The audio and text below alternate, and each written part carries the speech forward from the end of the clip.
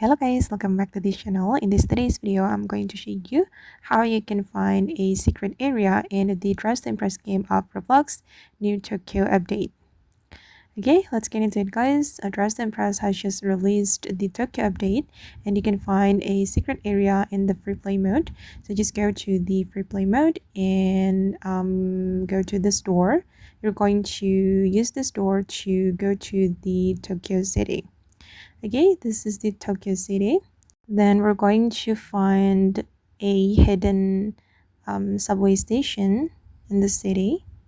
And I'm going to show you where you can exactly find the subway station.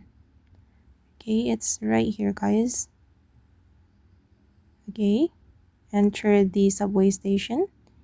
And you're going to use the train to teleport to the secret area. Okay, select travel and you can skip the cutscene. Alright, and now I've arrived at the secret area and you can take a photo right here if you want. You can also play mini game, bouquet mini game. And okay guys, that's how you can find the secret area in the Dress to Impress Roblox Tokyo update. Hope this video will be useful for you. Thank you so much for watching and bye.